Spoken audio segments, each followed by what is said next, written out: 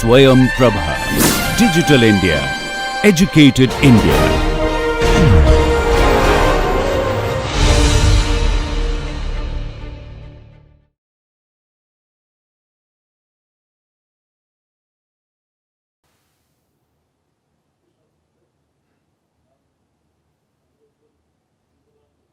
எழுதலான்றது பாதவர்க்கமும் கண்டமும் தான். குமுதவரி பட்டியல் வரி இதில் தான் மேக்ஸிமம் எல்லா இடத்துலையும் செஞ்சுருக்கலாம். நான் மற்ற இடங்களில் செய்திருக்கிறத ஒரு சர்வே எடுத்து இப்படியும் இருக்கலாம்னு ஒரு சர்வே ஒன்று. அதுதான் இப்போ நான் சாஸ்திரம் எங்கே எழுத்து போறீங்கன்னு சொன்னோம்னா அந்த இடம் தான் எழுத்து போறீங்க. செய்தியை சொல்ல சொன்ன இடம். அந்த செய்தியும் அதை தொடர்புடைய செய்தியாக தான் இருக்கும். அந்த ஆலயம் அமைக்கப்பட்டதனுடைய அடிப்படை விஷயங்கள் அதில் இருக்கும். கல்வெட்டுக்கள் ஆயாதியோ செய்த அளவுகளோ எடுகொண்ட அளவு என்ன முழம் எடுத்தாங்க அளவு எடுத்தாங்க இந்த மாதிரியான வரலாற்று செய்திகள் அதில் இருக்கும்.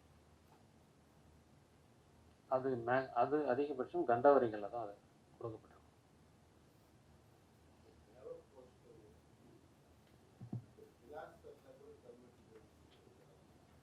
இந்த கண்டவர்க்கையில் நீங்கள் எங்கே வேணால் எடுக்கலாம்.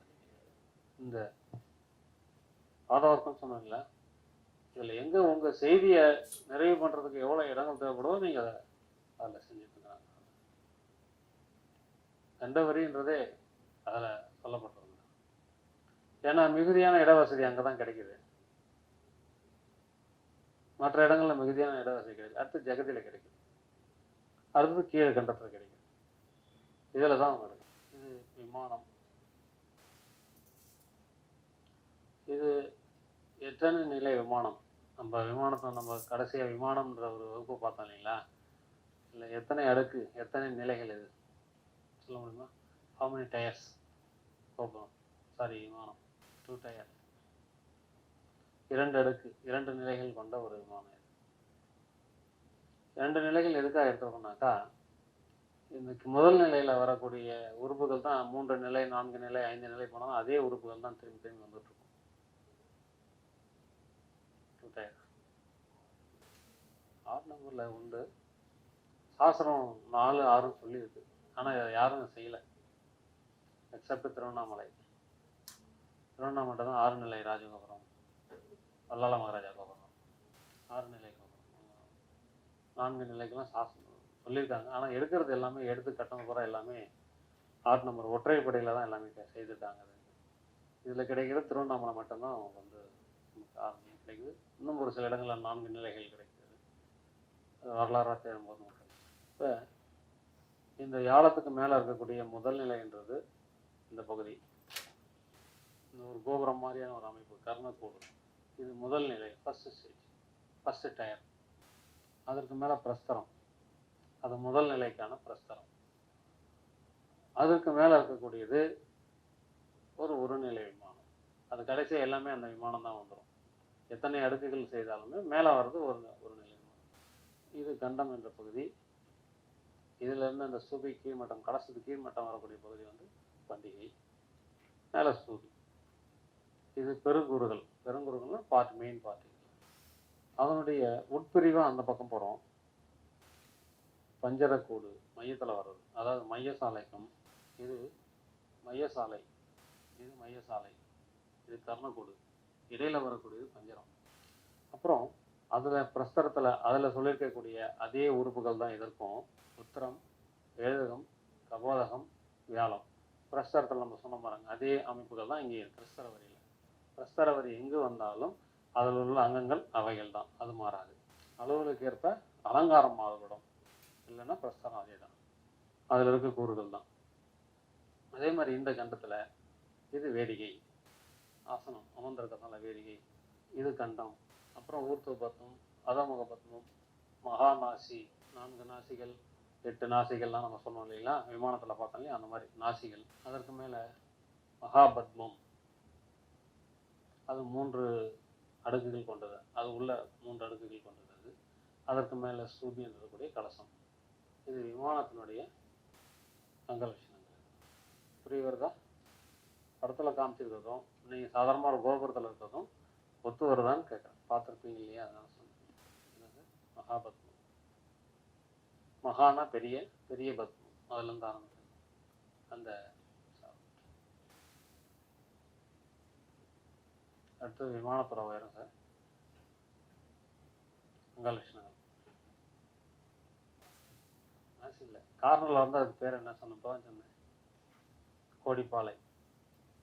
இது ஒரு சதுரமாக போட்டிருக்கக்கூடிய ஒரு படம், விமானம். இது சதுரமாக இருக்கக்கூடிய விமானம். அது அந்த விமானத்துக்கு கோடியில் வர்றதுனால 4 கோடிலையும் அந்த அலங்கார வேலை பேர் கோடிப்பாலை. கோடிப்பாலை, கோடிப்பாலை. முன்னாடி அந்த படத்தில் பாருங்கள், 4வது பக்கத்தில் கொடுக்குற படத்தில் கபோதகம்ன்ற வரியில் கோடிப்பாளையம் காமிச்சிருப்போம் பாருங்க. இருக்கா? இப்போ இது ஒரு 2 அடுக்கு கோபுரம் மட்டும் நம்ம எடுத்துக்கோம் சார், 2 டயர் 2 அடுக்கு கோபுரம்.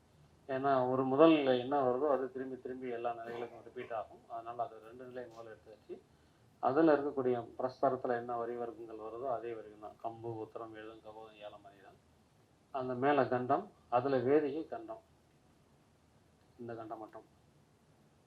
இது வேதிகை, இது கண்டம். அது உள்ள திரும்பி உத்தரம், கம்பு உள்ள வரக்கூடிய நிறைய தான். இது ஊர்த்துவ அதோமுக பத்மம். ஒவ்வொரு பண்டிகைலையும் பார்த்தீங்கன்னா அந்த தாமரப்பு மாதிரியான அந்த இதழ்கள் அதில் இருக்கும். கீழ் நோக்கி ஒன்று இருக்கும், மேல் நோக்கி இருக்கும். அதற்கு மேலே இருக்கக்கூடியது பண்டிகை. அந்த பண்டிகையினுடைய நடுவில் வர்றது மகாநாசி, அதுக்கு மேலே வர்றது மகாபத்மம். மகாபத்மத்துலேயும் 3 அங்கங்கள் இருக்குது. அது இன்னும் தெளிவான வரைபடம் நீங்கள் அடுத்து பார்க்கும்போது தெரியும். அதில் அது 3 அங்கங்கள் அதில் இருக்குது. இந்த மகாநாசினுடைய 4 புறங்களில் 4 மகாநாசி வர்றது. இது ஒரு சதுரமான ஒரு விமானமாக இதை எடுத்து காமிச்சிருக்கு. அதில் இது கோடிப்பாலை, 4 கோடியிலும் வரக்கூடிய அலங்கார வேலை கோடிப்பாலை. இது இதனுடைய அங்கலட்சணம். இது கர்ணக்கூடு, பஞ்சரம், மையசாலை. கர்ணக்கூடு, பஞ்சரம், மையசாலை. இந்த மாதிரி வந்தால் கர்ணக்கூடு கண்டில் வர்றது. அது போன வகுப்புலேயே இருக்கு, உங்களுக்கு கொடுத்துருக்கு. திரும்பி அதை திரும்பி காமிக்கிறதுக்காக இந்த பஞ்சரம் சாலை, ஒரு சாலைன்னு காமிக்கிறது. இருந்தாலும் அந்த படத்தில் வரைபடத்தில் இது கர்ணகுடம், இது வேதிகை. தெரியுதுங்களா? இது வேதிகை, இந்த கர்ணக்கூட்டுக்கான வேதிகை. இது கண்டம், இது உத்திரம், கபோதகம், யாழம், வேதிகை, கண்டம், உத்திரம். இது பண்டிகை, இது சூரி.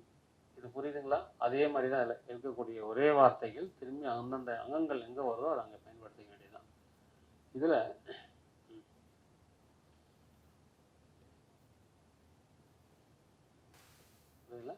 இப்போ இதில் முகசாலைன்னு ஒரு அமைப்பு உண்டு. அதுதான் இது.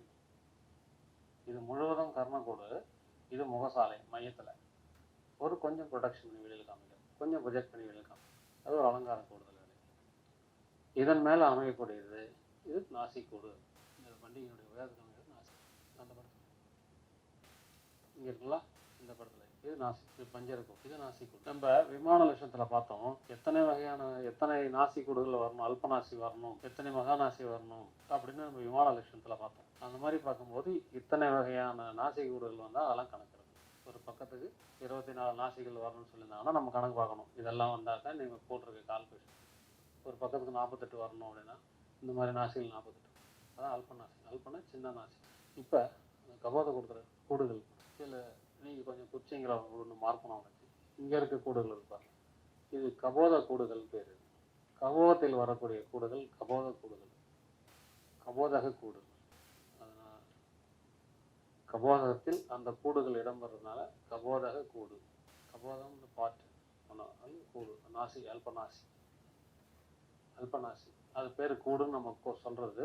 அது அல்பநாசிகள். எத்தனை நாசிகள் வருது பாருங்க, இல்லை 6 வருது. இதில் இது அமைக்கிறதுக்கு ஒரு லட்சணம் இருக்குது. எல்லா இடத்துலையும் இந்த கூடை, இந்த அல்பநாசிகள் அமைக்கக்கூடாது. கபோதத்தில் ஒரு நீளமாக இருக்க அந்த 6 கூடு வேணும்னா 6 நம்ம 6ஆக டிவைட் பண்ணிடலாம். இல்லை, இந்த கூடு எங்கே வரும்னு பார்த்தீங்கன்னா கீழே கால் இருக்கு பாருங்க. இந்த காலுக்கு மையமாக தான் ஒரு கூடம் வரணும். கால் இல்லாமல் கூடு வராது. அப்போ முதல் நிலையில் பார்த்தீங்கன்னா கூடு காலுக்கு அது ஒவ்வொரு வேலைப்பாடுகளுக்கும் கால் பிரிக்கும் போது பத்தி பிரித்தல் சொல்கிறது, பத்தி பிரிக்கிறது சொல்கிறது, அகலவாட்டில் பிரிக்கிறது. அது பத்தி பிரிக்கும் போது அது மையம் கொடுத்து வரக்கூடியதான் இந்த அல்பநாசிகள் வரணும். இப்போ நம்ம உயராங்கம் தான் பார்த்துட்டு இருக்கிறோம், அகலாங்கங்கள் இன்னும் நம்ம பார்க்கல.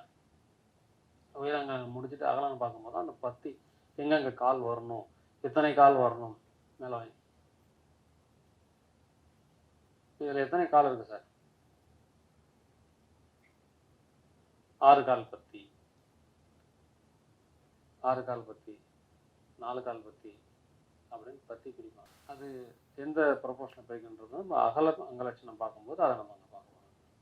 இது ஏன் 6 பிரிச்சிருக்காங்க, ஏன் 4 பிரிச்சிருக்காங்க, அதில் என்ன அலங்காரங்கள் என்ன அப்படின்றது அந்த இதில் நம்ம பார்க்கலாம்.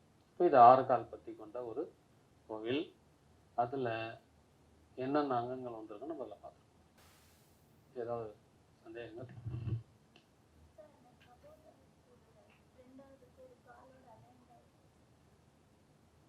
முதல் நிலை காலுக்கு இங்கே இருக்கு இல்லையா, இந்த கூட்டுக்கு கால் எங்கன்னு கேட்குறீங்க. இது வந்து அந்த மேல் கால் இறங்குது பாரு, மேல் கண்டது கால் இறங்குது இல்லை, இந்த கால் இறங்கு இல்லையா, இதுக்கு நேரு கீழே இங்கே கால் காமிக்கணும். இந்த கண்டத்தில், இந்த உள்நாட்டு கண்டம்னு சொல்லக்கூடியதில் மேலே போகிறது கால் இங்கே கீழே காமிக்கணும். எதுவுமே கீழே இருந்து கால் போகணும் மேலே போகிற வேலை வரைக்கும் அந்த கால் இங்கே காமிக்கணும். இது இதில் மறைஞ்சிருக்கு, இந்த தலை மறைஞ்சிக்கிறதுனால மறைஞ்சிருக்கு. அது மறைஞ்சிருந்தாலுமே அந்த விகிதாச்சாரத்தை கணக்கு பண்ணி அதுக்கு நடந்து கட்டும்போது இதை கணக்கு பண்ணி தான் கட்டணும். ஆமாம், கட்டும்போதே கட்டியாகணும். அதை இந்த இது வெளியில் வரும். இதுக்கு அதுக்கும் தொடர்பு இல்லாமல் வெளியில் இருக்கும், 2 அடி வெளியில் இருக்கும். இது இந்த இந்த இந்த மெயின் வால்லேருந்து எவ்வளோ வெளியே இருக்கோ அந்த அளவுக்கு இது வெளியே தானே இருக்கும். ஒவ்வொரு இதுவும் பார்த்துருக்கீங்களே வெளியே தானே இருக்கும். இது உள்நாட்டு கண்டன் பேர். இது இதோட கட்டு வேலையை முடிச்சிருவோம். அதுக்கப்புறம் இந்த பண்டிகையை தனியாக கட்டுவோம் அமைப்பில். அந்த கண்டம் உள்ள இந்த ஒழுங்கு போகிறதுனால இது உள்நாட்டு கண்டன் பேர். உள்ள நாட்டின்னு இருக்கிறதுனால உள்நாட்டு கண்டம். எது ஒன்றுமே கட்டு வேலை செய்யும் போதே அதை அந்த அந்த இடங்கள் அதுக்காக ஒதுக்கி கொடுத்து தான் கட்டிட்டு போகணும். இருக்கிறதா இமேஜின் பண்ணிட்டு போக முடியாது. அந்த இடத்துல இமேஜின் பண்ணால் அந்த நேர் இது கிடைக்காது. அது அந்த மாதிரி இது ஒரு மிகப்பெரிய ஒரு கோபுரமாக எடுத்து பார்த்தீங்கன்னா அதில் எல்லா விதமான சந்தேகங்களும் தெரிந்ததில்லை. விமானம், கோபுரம், விமானம், இந்த மாதிரியான விமானம் எடுத்து பார்த்தீங்கன்னா தெரிஞ்சு அதிகபட்ச வேலைகள் உள்ள ஒரு விமானத்தை நம்ம பார்த்தோம்னாக்கா. சொல்லுங்க, வேற அதில் ஒன்றும் வராது. வஞ்சரக்கூடு இதனுடைய இடைவெளி மையம் பண்ணி வர்றது. இந்த சாலைக்கும் இந்த கர்ணக்கூட்டுக்கும் இடையில இடைவெளி மையம் பண்ணி அது மேலே வரக்கூடிய கண்டம் என்ன வருதோ அதுக்காக வர்றது. இந்த அங்கங்கள் வந்து முதல்ல உங்களுக்கு நல்ல தெளிவானீங்கன்னா தான் அந்த எங்கெங்கே வருதோ அதனுடைய பேர்கள் வந்து திரும்பி திரும்பி சொல்ல சொல்ல இந்த அங்கங்கள் நீங்கள் வரணுன்றது தெரிஞ்சாங்க அது கிளியர் ஆகும் உங்களுக்கு. இன்னும் ஏதாவது அங்கங்களுடைய பேர்? கொடி கருக்கு, நீங்கள் சொல்கிற கோடிப்பாலை. இது கொடி கருக்குன்றது வேறு இருக்கு. அது அலங்காரம். கொடி கருக்கிறது வித்தியாசம் இல்லை. கொடிக்கருக்கு, மணிப்பாந்து இதெல்லாம் வந்து அலங்காரத்தினுடைய ஐடென்டிஃபிகேஷன். இதெல்லாம் சயின்ஸு. இப்போ கொடிக்கருக்குன்னா இருக்கு இல்லையா, நம்ம எழுதகம்னு சொல்கிறோம். இதை நம்ம எழுதகம்னு சொல்லுவோம். இதில் இந்த முதலைன்னு நான் சொல்லியிருக்கேன். இதை நீளமாக ஒரே நீளமாகவும் வேலை செய்யலாம். ஒரு பள்ளமாக இடைவெளி விட்டு அதில் பூக்கருக்கெல்லாம் வெளியே இருக்கிற மாதிரி செய்யலாம். அதுக்கு பேர் மதலைன்னு பேர். பூக்கருக்கு சுருண்டு சுருண்டு இருக்கிற மாதிரி செய்யலாம், அது மதலைன்னு பேர் இருக்குது. அந்த மாதிரியும் செய்யலாம். இதற்கு பாருங்கள், லைனாகவும் செய்யலாம். இதில் பார்த்தீங்கன்னா தொங்கல்கள் அடித்து மாந்தோரணங்கள் வெட்டியிருப்பாங்க. இது அலங்காரத்தினுடைய வெரைட்டி, அதாவது வகைகள். கொடிக்கருக்குன்றது ஒரு இடம் பிளைனாக இருக்குன்னு சொன்னால் அந்த இடத்துல வேலைப்பாடுகளை மிகுதிப்பற்றி காமிக்கிறதுக்கு அதில் கொடிகள் அடித்து கருக்குகள் அடிக்கிறது. அதுதான் ஃப்ரீ ஹேண்ட் ஸ்கெட்ச்னு சொல்கிறாங்க இல்லையா, அது. ஆனால் கோடிப்பாலைன்றது இந்த ஒவ்வொரு கோடிக்கும் வர்றது கோடிப்பாலை. இந்த ஒரு கோடிக்கும் வர்றது கோடிப்பாலை. ஆர்னமெண்டேஷன், அலங்காரம். நம்ம பார்க்கறது அடிப்படை உறுப்புகள்.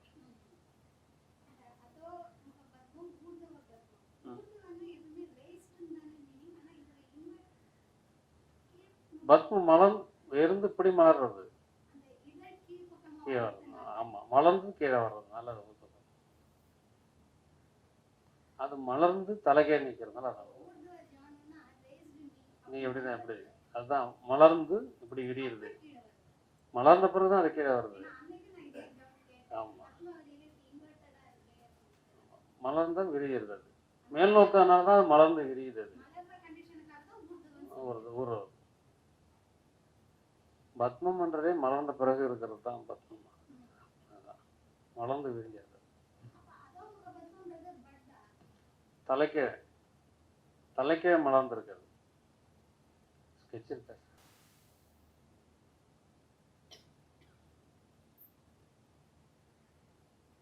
இது மலர்ந்து கீழே இருக்கிற நிலை, மலர்ந்த மாதிரி. இது தலைக்கு எப்படி ஆண்டி இப்படி போட்டீங்கன்னா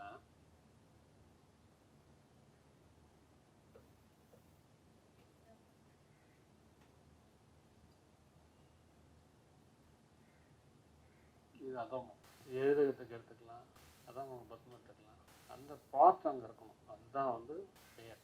அதில் கூடுதலாக செய்யக்கூடிய அலங்காரங்கள்ன்றது எல்லாத்தையும் பொறுத்தது. இட வசதி, பொருள் வசதி, கால வசதி, இவங்களை பொறுத்து அங்கே செய்யறது. அடுத்தது பலகனி, அந்தராளம் சொல்லக்கூடிய இடம். இது கர்ப்பகிரகம், இது வரைக்கும் இது அந்தராளம், இது அர்த்த மண்டபம். இந்த அந்தராளத்தில் இந்த பலகனி அமைக்கிறது உண்டு. இப்போ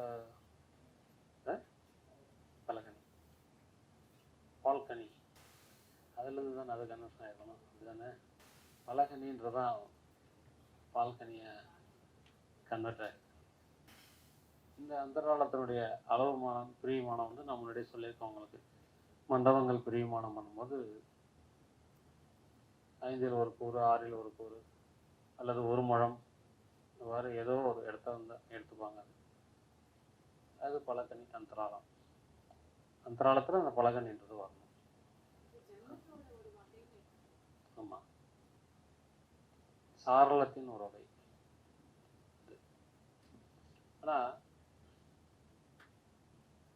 இது இப்போ தற்காலில் அமைக்கிற கோயில்கள் அமைக்கிறது இல்லை. பழைய கோயில்களில் மட்டும்தான் அந்த மாதிரியான அமைப்பு அங்கே இருக்கும். அதில் அடுத்தது அர்த்த மண்டபம். இது கருவறையினுடைய அளவில் 3/2 பங்கு, 3/4 பங்கு, இல்லை அரை பங்கு என்று சொல்லக்கூடிய வீதாச்சாரத்தில் எடுத்து இந்த அர்த்த மண்டபம் கொடுக்கப்பட்டுள்ளது. கல்காரத்தினுடைய அங்கங்கள் அனைத்தும் இந்த அர்த்த மண்டபத்திலையும் வரும்.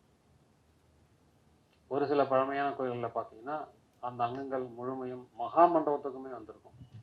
கருவறை, அர்த்த மண்டபம், மகா மண்டபத்துக்குமே அந்த அமைப்பு வந்திருக்கும். பழங்கால கோயில்களில் பார்த்தீங்கன்னாக்கா இந்த சுவரோடவே சேர்த்து மகா மண்டபம் அமைச்சிருப்பாங்க. அந்த மாதிரி இருக்கிற கோயில்கள் இந்த அங்கங்கள் வரும். லைக்கஸ் மதுரை எடுத்துக்கிட்டிங்கன்னா கருவறையிலேருந்து மகா மண்டபம் இந்த 64 திருவிளையாடல் போட்டிருப்பாங்க. அது வரைக்குமே அந்த முழுசுமே இருக்கும். இந்த அங்கங்கள் அப்படியே தொடர்ச்சியாக வந்துகிட்டே இருக்கும். அது சுவராக அமைக்கப்பட்ட மகாமண்டபம், கால்களாக அமைக்கப்பட்ட மகாமண்டபத்துக்கு வராது. அது அப்படியே அமைக்கக்கூடிய இதே அமைப்புகள், அங்க லட்சணங்கள் அதை தொடர்ந்து போகும்.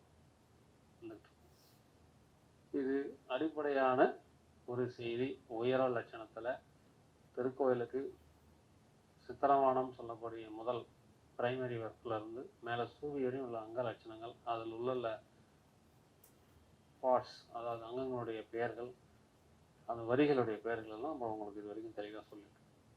இதுக்கான கூறுகளில் ஏதாவது புரியலன்னா கேளுங்க. கண்டிப்பாக.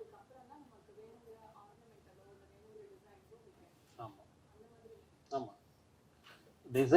டிசைன்ஸ்ன்றது வந்து பிளாட்டில் இல்லை, அதில் செய்யக்கூடிய அலங்காரத்தில் வேணும்னா, வேலைப்பாடுகளில் வேணும்னா மாற்றம் கொடுக்கலாம். ஆனால் அங்கங்கள் இதுதான்.